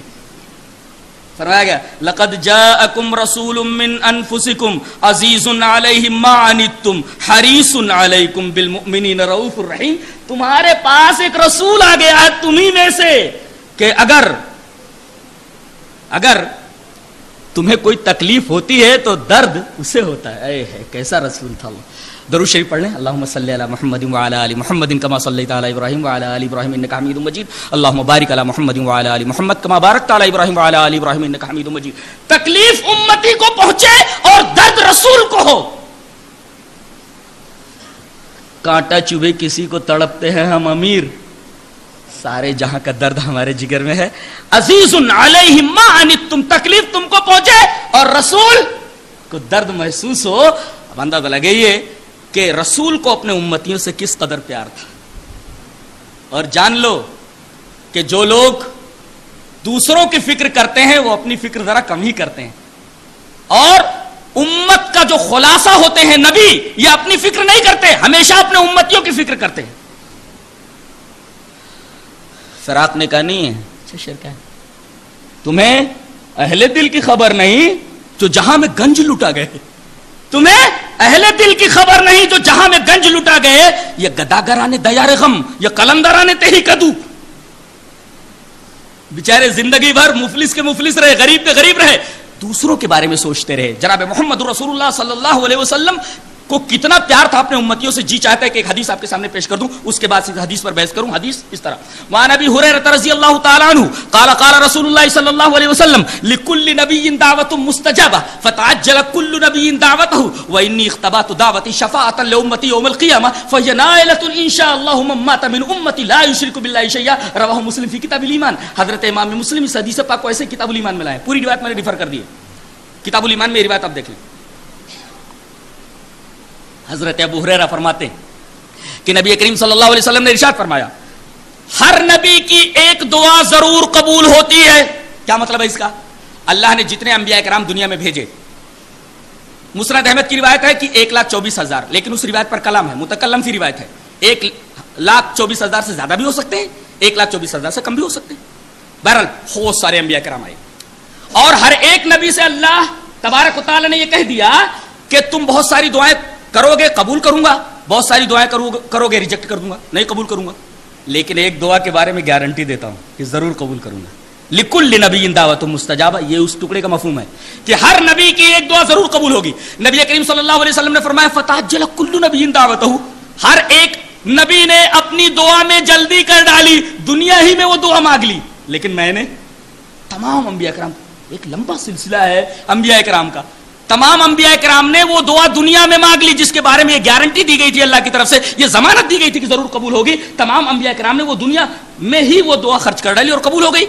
لیکن نبی کریم صلی اللہ علیہ وسلم نے ارشاد فرمایا وَإِنِّي اخْتَبَأْتُ دعوتی، میں نے یہ دعا دنیا میں استعمال نہیں کی ہے، میں نے اس کو چھپا کر رکھا ہوا ہے. جانتے ہیں یہاں کون سا لفظ استعمال کیا گیا چھپانے کے لیے؟ اختبا. ہم لوگ انگریزی میں اس کو کیا بولتے ہیں معلوم ہے؟ اسٹیش، یا اسی طریقے سے کیش. وہ کیش نہیں، کیش CHACE، کیش، چھپا کر رکھنا کہ کوئی وہاں تک پہنچ نہ سکے. وَإِنِّي اخْتَبَأْتُ دعوتی، میں نے اپنی دعا کو چھپا کر رکھا ہوا ہے. کائے کے لیے؟ اپنے لیے نہیں. شفاعۃ لأمتی یوم القیامہ، قیامت کے دن اپنے امتیوں کی سفارش کے لیے. پیار کا انداز لگائیے. اب تو سارے امتی خوش ہوئے. آگے ایک ضابطہ بتایا جا رہا ہے کہ کون سے امتی اس دعا کے دائرے میں آئیں گے. فَهِيَ نَائِلَةٌ إِن شَاء اللَّهُ مَن مَّاتَ مِنْ أُمَّتِي لَا يُشْرِكُ بِاللَّهِ شَيْئًا.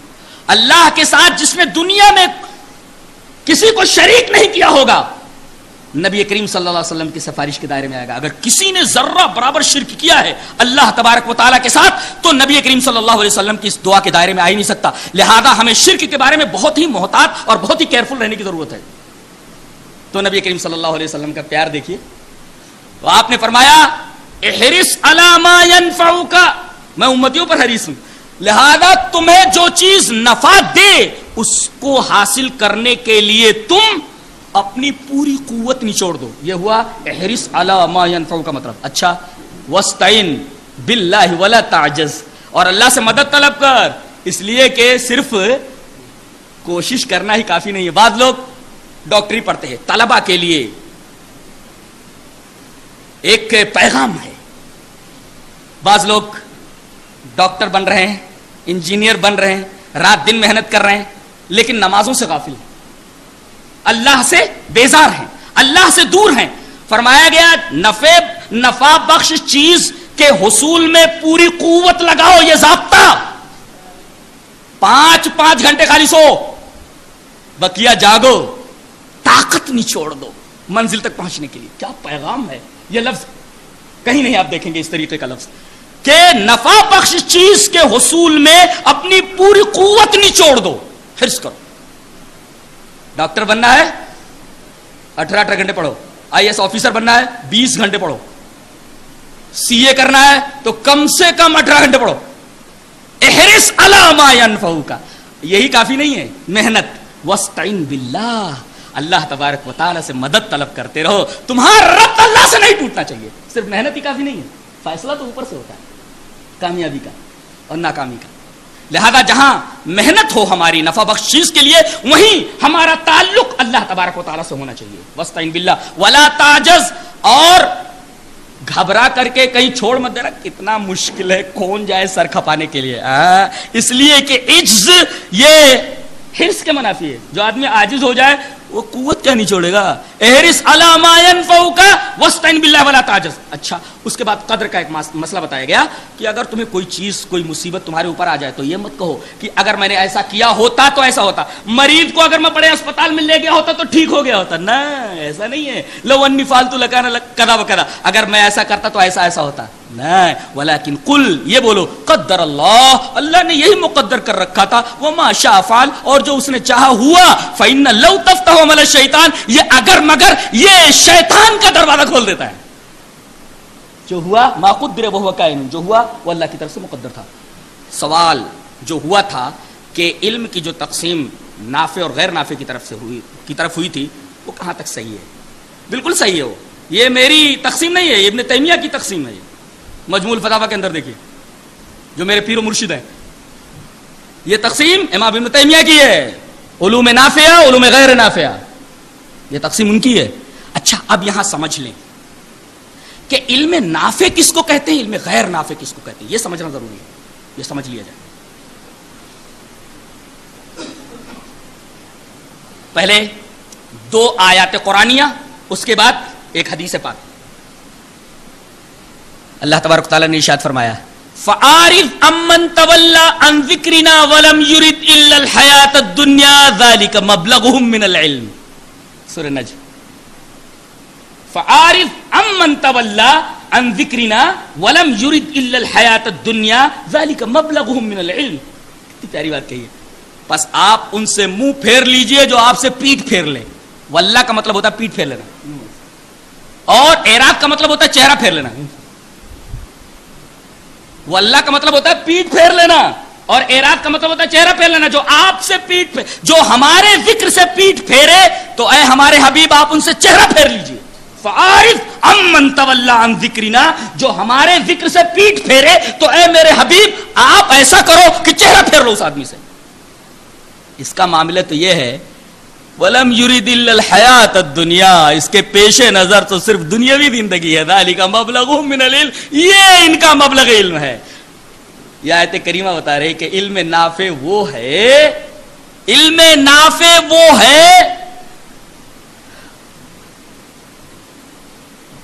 جو انسان کو آخرت سے غافل نہ کرے. علم نافع. ایک آیت کریمہ اور یعلم, اللہ نے سورہ روم میں ارشاد فرمایا, یہ تو سورہ نجم کی آیت تھی جو پڑھی گئی.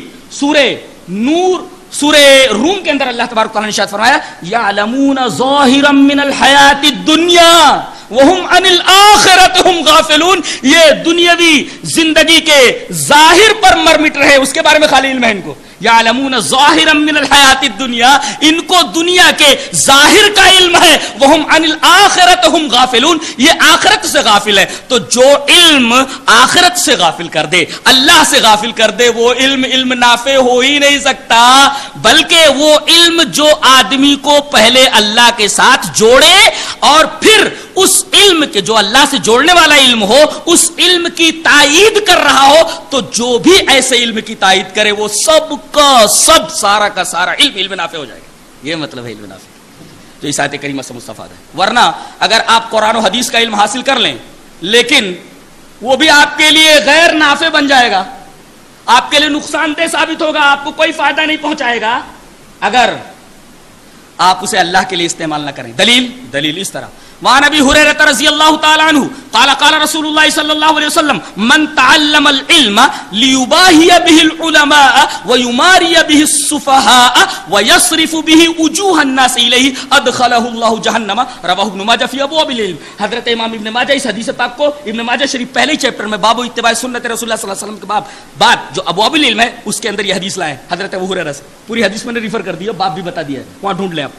حضرت ابو ہریرہ رضی اللہ تعالیٰ عنہ فرماتے ہیں کہ نبی کریم صلی اللہ علیہ وسلم نے ارشاد فرمایا من تعلم العلم, جس نے کتاب و سنت کا علم حاصل کیا. العلم سے مراد قرآن اور حدیث کا علم. اچھا حاصل کر لیا, مولوی ہو گیا بیچارہ, پگڑ اگڑ بند گیا. اب کائے کے لیے پڑھا اس نے؟ لیباہی بہ العلماء, تاکہ اس علم کے ذریعے علماء کے اوپر فخر جتائے کہ میں بڑی ٹوپی لگائے ہوں, لہذا ٹوپی جو نہ لگائے ہو چھوٹا عالم ہے, وہ حقیر ہے. وہ لیباہی بہ العلماء, تاکہ وہ اپنے علم کے ذریعے علماء کے اوپر روب جمائے. لیباہی بہ العلماء ویماری بہ السفہاء, اور بے وقوف لوگ بھولے بھالے لوگوں سے جھگڑا کرے علم کے ذریعے. اگر مقصد یہ ہے لیباہی بہ العلماء, علماء پر روب جمانا, اور ویماری بہ السفہاء, بے وقوف لوگوں سے بحث کرنا, بھولے بھالے لوگوں سے جھگڑا کرنا, وَيَصْرِفَ بِهِ وُجُوهَ النَّاسِ إِلَيْهِ, اور لوگوں کی توجہ اپنی طرف پھیر لینا کہ لوگ مجھے بہت بڑا عالم کہیں. اگر مقصد یہ ہے تو ادخلہ اللہ جہنم, تو اللہ اسے جہنم میں ڈال دے گا. بتائیے, اس کے پاس قرآن کا علم ہے, اس کے پاس سنت کا علم ہے, حدیث جانتا ہے, قرآن جانتا ہے, لیکن اس کے باوجود اسے جہنم میں ڈالا جا رہا ہے. کیوں؟ اس لیے کہ کتاب و سنت کا علم اس نے اللہ کے لیے نہیں حاصل کیا. لہذا کتاب و سنت کا علم بھی, قرآن و حدیث کا علم بھی غیر نافع ہو گیا. پتہ یہ چلا کہ نافع اور غیر نافع ہونا یہ اعتباری چیز ہے. نظریہ اضافیت پڑھا ہے آپ لوگوں نے؟ ارے وہ نظریہ بہت عجیب و غریب لا ہے, وہ لا آف ریلیٹیوٹی. یہ رڈار جو بنتے ہیں نا, کہاں سے چلتا ہے ہوائی جہاز, رڈار بتا دیتا ہے کتنے فاصلے پر ہے, یہاں سے گزر کر کے ابھی گیا ہے. جانتے ہیں یہ اسی اصول پر مبنی ہے جو آئنسٹائن نے پیش کیا تھا 23 سال کی عمر میں. بچے محنت کریں, طلبہ محنت کریں. آئنسٹائن نے یہ نظریہ 23 سال کی عمر میں پیش کیا ہے, لا آف ریلیٹیوٹی. اور اس کو پڑھانے والا ایکسٹرا جینیس ہونا چاہیے, اور اس کا پڑھنے والا بھی طالب علم بہت ہی جینیس ہونا چاہیے, نہیں تو نہیں سمجھ میں آتا, اوپر سے جاتے. لا آف ریلیٹیوٹی, نظریہ اضافیت. ویری ویری انٹرسٹنگ سبجیکٹ ہے, زبردست سبجیکٹ ہے فزکس.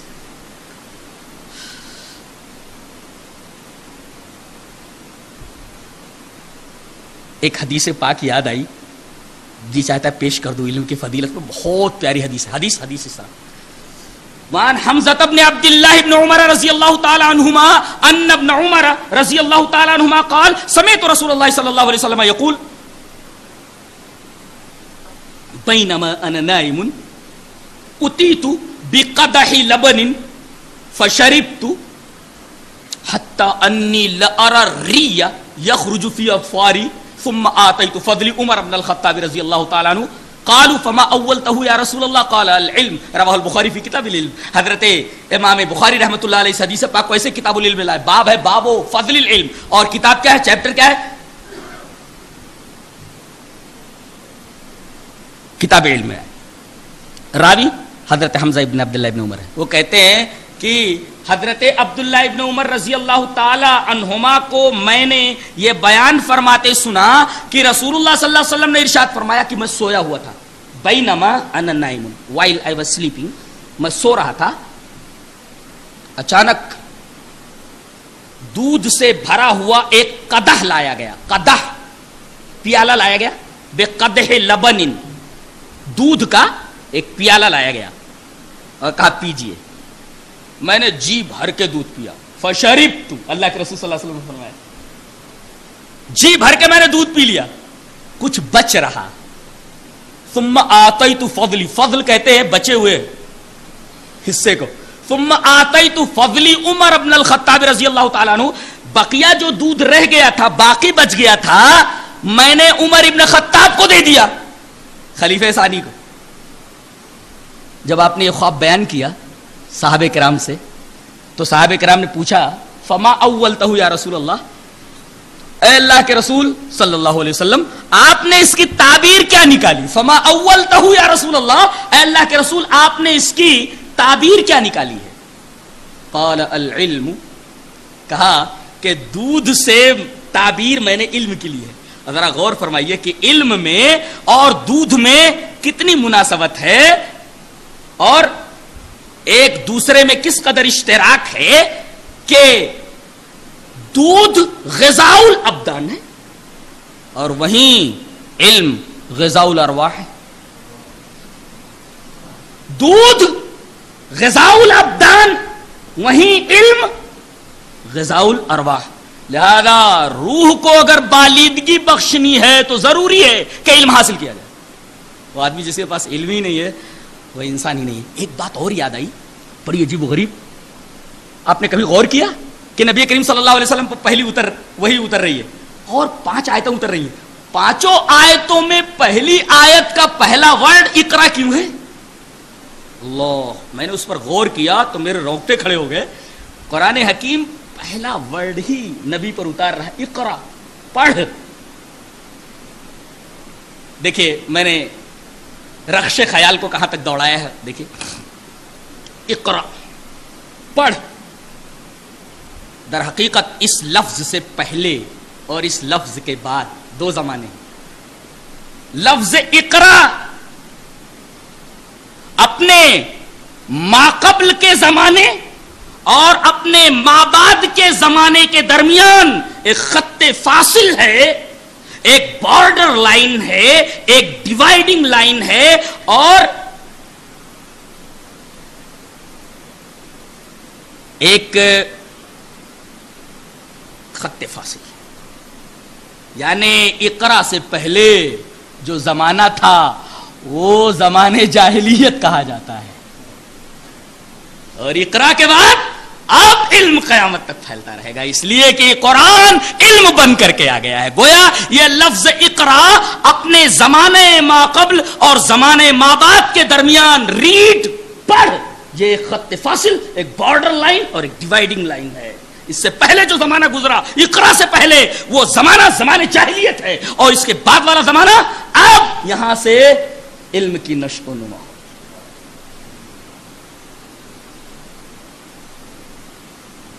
کیسا کیسا علم دیا ہے قرآن حکیم نے. کبھی قرآن حکیم کے علوم پر موقع ملا تو گفتگو کروں گا, بس مشت نمونہ از خروارے ایک دو مثالیں دینا چاہتا ہوں. اللہ تبارک تعالیٰ نے ایک جگہ ارشاد فرمایا, علم دیکھیں, علم ایک عام آدمی اور ایک بایولوجی پڑھنے والے, خاص طور سے علم الحیوانات پڑھنے والے کے درمیان کتنا فرق ہوتا ہے, اور سوچ کے درمیان قوت تفکیر کس قدر بڑھی ہوئی ہوتی ہے. اللہ نے فرمایا وَأَوْحَى رَبُّكَ إِلَى النَّحْلِ أَنِ اتَّخِذِي مِنَ الْجِبَالِ بُيُوتًا وَمِنَ الشَّجَرِ وَمِمَّا يَعْرِشُونَ ثُمَّ كُلِي مِن كُلِّ الثَّمَرَاتِ فَاسْلُكِي سُبُلَ رَبِّكِ ذُلُلًا يَخْرُجُ مِن بُطُونِهَا شَرَابٌ مُخْتَلِفٌ أَلْوَانُهُ فِيهِ شِفَاءٌ لِلنَّاسِ إِنَّ فِي ذَلِكَ لَآيَاتٍ لِقَوْمٍ يَتَفَكَّرُونَ. فکر دعوت دی گئی. فکر کو, یہ فکر کیا ہے, کبھی سوچا آپ نے؟ فِي ذَلِكَ لَآيَاتٍ لِقَوْمٍ يَتَفَكَّرُونَ. فکر کو دعوت دی گئی. ہم نے شہد کی مکھی بی کو وہی کی ایک پلان دیا, کیا کہ شہد کا چھتا لگا, اور 3 ہی جگہیں بتائی ہیں, اور ایک علم الحیوانات کا پڑھنے والا بایولوجی کا طالب علم چوتھی جگہ نہیں بتا سکتا.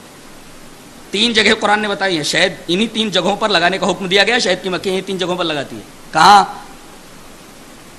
من الجبال, من الجبال بیوتا, پہاڑ کے اوپر گھر بنا لے, چھتا بنا لے. اچھا, ومن الشجر, درخت کے اوپر بنا لے. ومما یعرشون, بلند گھروں کے اوپر.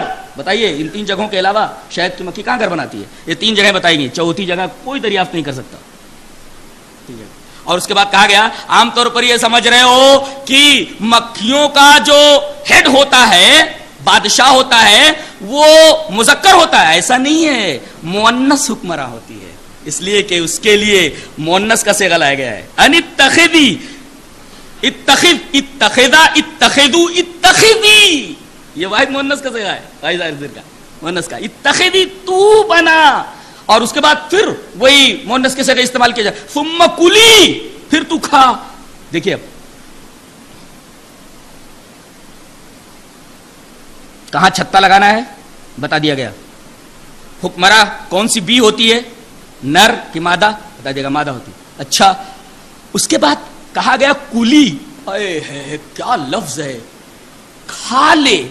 عام طور پہ کیا ہم سمجھتے ہیں, وہ رس چوس کر کے لاتی ہے ثمرات سے اور پھولوں سے, بس وہ منہ میں لیے رہتی ہے رس کو اور لا کر کے چھتے میں اڈیل دیتی ہے. ایسا نہیں ہے. قرآن حکیم کہتا ہے اس کو کھا لیتی ہے وہ, یعنی اس کا پیٹ یخرج من بطونہی, اس کے پیٹ سے نکلتا ہے. یعنی اس کا پیٹ ایک کیمیکل لیب ہے, ایک کیمیاوی لیبوریٹری ہے, وہاں کیمیاوی تعامل سے شہد تیار ہوتا ہے, پھر وہ اگل کر کے چھتے کے اندر ڈالتے تھی. اس کے اندر بھی شفاء للناس, اس کے اندر شفا ہے. بحث کرتے چلے جاؤ, دریا ہے علم کا. اب بتائیے ایک علم الحیوانات کا طالب علم, اس کے ایمان میں کس قدر زیادتی ہوگی اگر اس آیت کریمہ کو پڑھے گا تو, اور ایک آدمی جو علم الحیوانات سے نابلد ہے اس کے اوپر کیا اثر پڑے گا. اندازہ لگائیے کتنا فرق ہو گیا دونوں کے درمیان.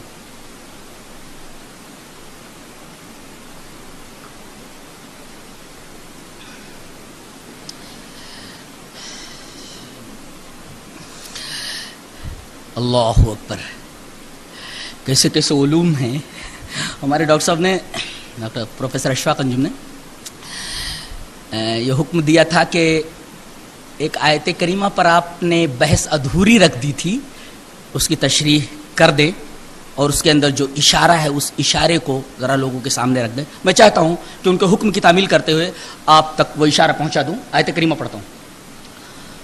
انزل من السماء ماء فسالت اودية بقدرها فاحتمل السيل زبدا رابيا ومما يوقدون عليه في النار ابتغاء حلية او متاع زبد مثله كذلك يضرب الله الحق والباطل فاما الزبد فيذهب جفاء واما ما ينفع الناس فيمكث في الارض كذلك يضرب الله الامثال. کیا اسٹائل ہے بولنے کی, کیا بولتا ہے قرآن کی, کتنا مربوط کلام ہے. خدا کی قسم یہ انسانی کلام نہیں ہو سکتا. اس کا نظم, اس کا ربط, جو وہ لفظوں کی جو اسلوب جو ہے, اور لفظوں کا میرے پاس الفاظ نہیں میں بیان کر سکوں. کہتا ہے کہ آسمان سے بارش ہوئی, سیلاب جا رہا ہے خس و خاشاک لیے ہوئے,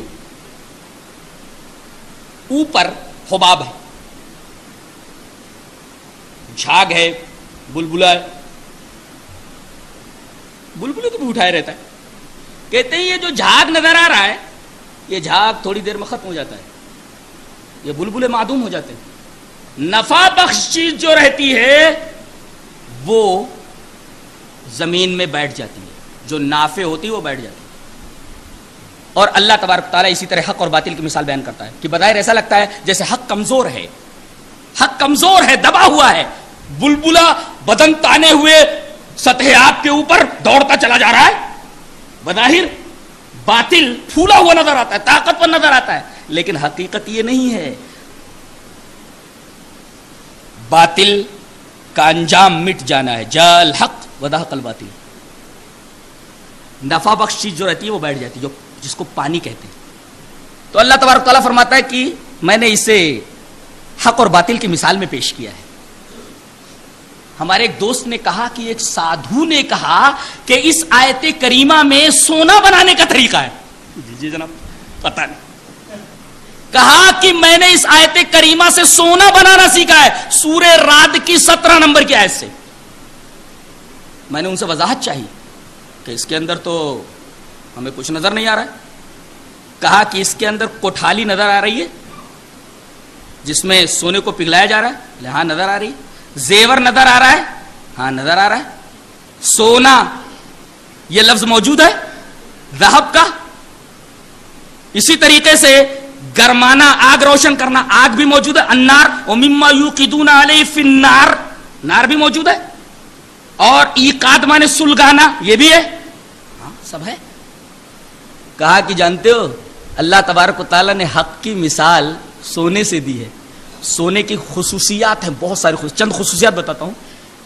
اس کو گرم کر لو، کتنا بھی گرم کر لو پانی بن جاتا ہے، لیکن سوکھ جانے کے بعد اس کا وزن کم نہیں ہوتا. اسی طرح حق کتنا بھی دبا لیا جائے ابھرتا ہے تو اس کا وزن کم نہیں ہوتا، ویسا ہی رہتا ہے. سونا ہے، حق سونا ہوتا ہے، کتنا بھی مار مار کر کے اسے دبا دیا جائے ابھرتا ہے تو اسی وزن کے ساتھ ابھرتا ہے. سونے کو کتنا بھی پگھلایا جائے، پانی بنا دیا جائے، سوکھتا ہے تو ٹھنڈا ہوتا ہے تو وزن کم نہیں ہوتا. یہ سونے کی خصوصیت ہے ایک. اور دوسری خصوصیت یہ ہے کہ اسے پیٹ پیٹ کر کے کاغذ سے بھی باریک کر لو، کریکس نہیں پڑتے، کریکس نہیں پڑتے. پتلا ہو جائے گا مگر پھٹے گا نہیں، یہ بھی حق کی خصوصیت ہے. کذالک یضرب اللہ الحق والباطل. اللہ تبارک و تعالیٰ اس طرح حق و باطل کی مثال پیش کرتا ہے. اور جانتے ہیں جناب محمد الرسول اللہ صلی اللہ علیہ وسلم کے قلب اطہر کو زمزم کے پانی سے جو دھویا گیا تھا، جانتے ہیں برتن کس مادہ، کس میٹیریل کا تھا؟ سونے کا تھا. یہ علامہ جلال الدین سیوطی رحمۃ اللہ علیہ نے اپنی مشہور کتاب الآیۃ الکبریٰ فی شرح قصۃ الاسراء، قصہ اسراء کے اوپر اس سے بہترین کتاب میری نگاہ سے نہیں گزری. پوری کتاب عربی میں ہے، بڑی پیاری کتاب ہے. میں نے لفظاً کتاب پڑھی ہے. نبی کریم صلی اللہ علیہ وسلم کے قلب اطہر کو زمزم کے پانی سے سونے کے تسم میں، اور وجہ بتا رہے ہیں کیوں یہی میٹیریل استعمال کیا، سونا ہی کیوں استعمال کیا گیا. جواب دیتے ہیں لِأَنَّهُ أَثْقَلُ الْجَوَاهِرِ، تمام جواہرات میں سب سے زیادہ ثقیل ہے. یہ حق کتنا وزنی ہوتا ہے. اللہ لِأَنَّهُ أَثْقَلُ الْجَوَاهِرِ. اور بدن انسانی کے اندر سب سے وزنی چیز کون سی ہوتی ہے؟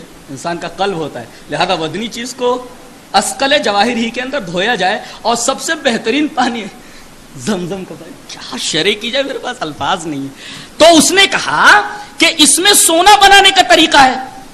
کہ وہ کیسے؟ کہا کہ یہ بتائیے سونے کی صفت کیا ہے؟ قائم النار ہو جانا، آگ پر ٹک جاتا ہے نا. اس کے برخلاف مرکیوری ہے، پارا، یہ سونے کے بالکل متضاد صفت رکھتا ہے، بھاگتا ہے.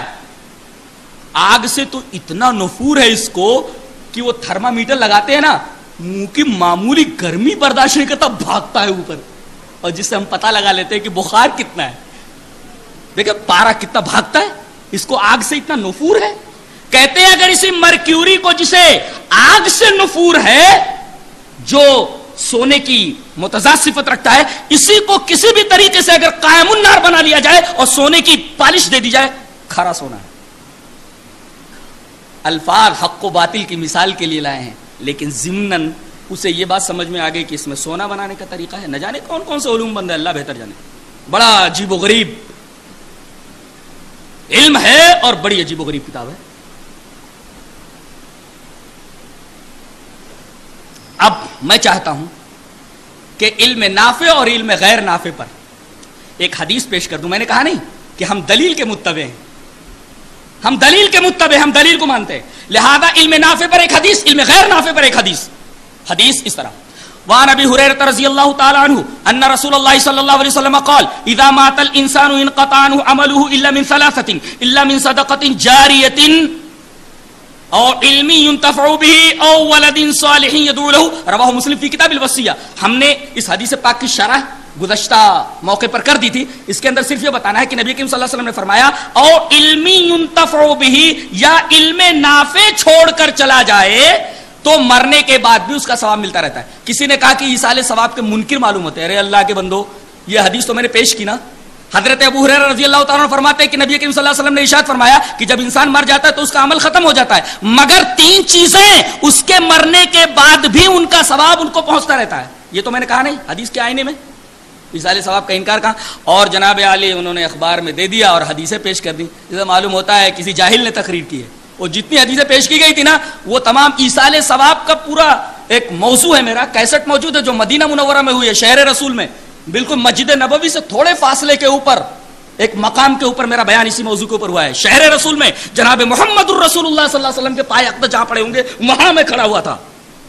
وہاں آپ گئے ہوں گے نا، اس لیے کہ وہ مسجد نبوی سے بالکل قریب ہے. میرے تو رونگٹے کھڑے ہو رہے تھے کہ میں جہاں کھڑا ہوا ہوں ہو سکتا ہے کہ جناب محمد الرسول اللہ صلی اللہ علیہ وسلم کے پائے اقدس یہاں پڑے ہوں اور اس مقام پر میری اس موضوع کے اوپر تقریر ہوئی ہے. بڑے بڑے فلاسفر، بڑے بڑے عقلاء اور بڑے بڑے دانشوروں کے درمیان کیسٹ موجود ہے، دیکھ لیجئے. الزام سے پہلے باب العلم قبل القول والعمل، یہ علم کا باب ہے، قول سے پہلے، بات سے پہلے اور عمل سے پہلے. بولو تو علم کی روشنی میں، عمل کرو تو علم کی روشنی میں. تو علم ينتفع به، نبی نے ایک تقسیم کی علم نافع، علم غیر نافع. حدیث اس طرح: وعن ابي هريره رضي الله تعالى عنه قال كان من دعاء النبي صلى الله عليه وسلم اللهم اني اعوذ بك من علم لا ينفع ومن قلب لا يخشع ومن دعاء لا يسمع. حدیث اس طرح: وعن ابي هريره رضي الله تعالى عنه قال كان من دعاء النبي صلى الله عليه وسلم اللهم اني اعوذ بك من علم لا ينفع ومن دعاء لا يسمع ومن قلب لا يخشع ومن نفس لا تشبع. رواہ ابن ماجہ فی کتاب العلم. حضرت امام ابن ماجہ اس حدیث پاک کو ایسے کتاب العلم کے اندر لایا. کتاب العلم کے اندر یہ روایت ایسے موجود ہے. حضرت ابو ہریرہ فرماتے ہیں کہ نبی کریم صلی اللہ علیہ وسلم کی یہ دعا تھی. کیا دعا تھی؟ اے اللہ، اللہم انی اعوذ بک من علم لا ينفع، اے میرے رب میں تیری پناہ چاہتا ہوں علم غیر نافع سے. دنیا کا کوئی عالم اس کے خلاف ترجمہ کر کے بتا دے. لا ينفع غیر نافع، علم ينتفع بھی علم نافع. لا ينفع غیر، لا مانے غیر، اس لیے کہ غیر لا کے ساتھ آیا کہ نہیں؟ پڑھوں، پڑھنے کی ضرورت ہے. اہدنا الصراط المستقیم صراط الذین انعمت علیہم غیر المغضوب علیہم ولا الضالین. غیر کے ساتھ لا ہے نا، لا اور غیر ایک ہی معنی میں. یہاں لا کہا گیا جو غیر کے معنی میں، غیر نافع. یہ ثبوت ہے. اللہم انی اعوذ بک من علم لا ينفع، اے اللہ میں تیری پناہ چاہتا ہوں ایسے علم سے جو غیر نافع ہو اور ایسی دعا سے جو تیری بارگاہ میں مستجاب نہ ہو. ایسی دعا جو تیری بارگاہ میں مستجاب نہ ہو، اور ایسے دل سے جو ڈرے نہ تجھ سے، اور ایسے نفس سے جو کبھی آسودہ نہ ہو. دیکھیے یہاں سب سے پہلے علم کا تذکرہ ہے، وہ بھی علم غیر نافع کا. علم کا تذکرہ کرنے کے بعد پھر دعا ہے. اشارہ اس بات کی طرف ہے کہ پہلے علم ہے بعد میں عمل ہے، اس لیے کہ دعا عمل ہے، اس سے پہلے علم ہے. کتنی عجیب و غریب بات. اچھا ایک نقطہ اور بتائیں، تو یہ تقسیم ہوئی علم نافع اور علم غیر نافع کی طرف جو حدیث سے میں نے پروف کی. میں نے کہا نہیں کہ ہم دلیل کے متبع ہیں. غالب نے صحیح کہا ہے بزبان غالب. صاف دردی کشے پیمانے جم ہیں ہم لوگ. ہمارا تو مسلک ہے. صاف یہاں مانے شفاف نہیں، سرٹینلی کے معنی میں، یقیناً کے معنی میں. صاف دردی کشے پیمانے جم ہیں ہم لوگ. وائے وہ بادھا کہ افشردہ انگور نہیں. غالب صاحب کو ٹھرا ناپسند تھا. ٹھرا نہیں پیتے تھے وہ. ان کو کیا چاہیے تھا؟ بنت العنب، افشردہ انگور. انگور سے نچوڑی ہوئی شراب، ٹھرے سے بڑی نفرت تھی. اسی طرح ہمیں ہر اس بات سے نفرت ہے، ہر اس موقف سے نفرت ہے جس موقف کے پیچھے کوئی دلیل نہ ہو. وائے وہ بادہ کے افشردہ انگور نہیں. لعنت بھیجتے ہیں ہم اسی شراب کے اوپر جو انگور سے کشید نہ کی گئی ہو. صاف دردی کشے، لا حول ولا قوت الا باللہ، صاف دردی کشے پیمانہ جم ہیں ہم لوگ. وائے وہ بادہ کہ افشردہ انگور نہیں. تو ہم تو دلیل کے متبع ہیں. دلیل جہاں مل جائے آمنا وصدقنا، اور کوئی بات بلا دلیل ہم قبول نہیں کرتے. اور دلیل اول کتاب و سنت، قرآن سے ثابت ہو جائے، حدیث سے ثابت ہو جائے، سر جھکا دیا جائے. آمنا وصدقنا. علم کی اہمیت پر ایک بڑی پیاری بات، اس کے بعد تقریر کا اختتام. بتائیے سب سے بڑی چیز کیا ہے کہ اس سے بڑی کوئی چیز نہیں؟ بتائیے. ایمان. اس لیے کہ ایمان ہی کے اوپر دخول جنت کا معاملہ ٹھہرا ہوا ہے. بس ایک نگاہ پہ ٹھہرا ہے فیصلہ دل کا. تو ایمان کے اوپر دخول جنت کا معاملہ ٹھہرا ہوا. دلیل اس طرح. وعن ابی ہریرہ رضی اللہ تعالی عنہ قال قال رسول اللہ صلی اللہ علیہ وسلم لا تدخلون الجنة حتى تؤمنوا ولا تؤمنوا حتى تحابوا اولا ادلكم على شيء اذا فعلتموه تحاببتم افشوا السلام بينكم. رواہ مسلم فی کتاب الایمان. حضرت امام مسلم اس حدیث پاک کو کتاب الایمان میں ایسے ہی لایا. حضرت ابو ہریرہ رضی اللہ تعالی عنہ فرماتے ہیں کہ نبی کریم صلی اللہ علیہ وسلم نے ارشاد فرمایا تم جنت میں داخل نہیں ہو سکتے. لا تدخلون الجنة، تم جنت میں داخل نہیں ہو سکتے حتى تؤمنوا، جب تک کہ ایمان نہ لاؤ. گویا دخول جنت کا مدار ایمان ہے. جب تک آدمی ایمان نہیں لائے گا تب تک آدمی جنت میں داخل ہو سکتا. یہ حدیث بتا رہی. اچھا عجیب بات تو یہ ہے کہ اس کا لیڈر کون ہے ایمان کا؟ معلوم ہے؟ اتنی بڑی چیز جو نہ ہو تو آدمی جنت میں جا ہی نہیں سکتا، جس پر دخول جنت کا مدار ہے. اتنی بڑی چیز ہے ایمان کہ وہ نہ ہو تو آدمی جنت میں داخل نہیں ہو سکتا. اتنی بڑی چیز کا لیڈر جانتے ہو کون ہے؟ رہنما. علم ہے. دلیل اس طرح.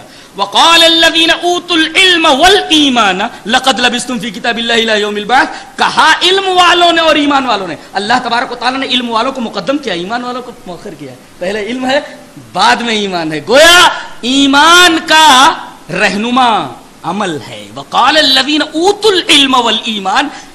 بتائیے اتنی بڑی چیز ایمان جس کے بغیر آدمی جنت میں داخل ہو ہی نہیں سکتا، اس کا رہنما علم ہے. اس سے بڑی دلیل اور کیا ہو سکتی ہے علم کے اوپر؟ اللہ تبارک و تعالی ہمیں نیک عمل اور اچھی سمجھ کی توفیق عطا فرمائے. وآخر دعوانا ان الحمدللہ رب العالمین.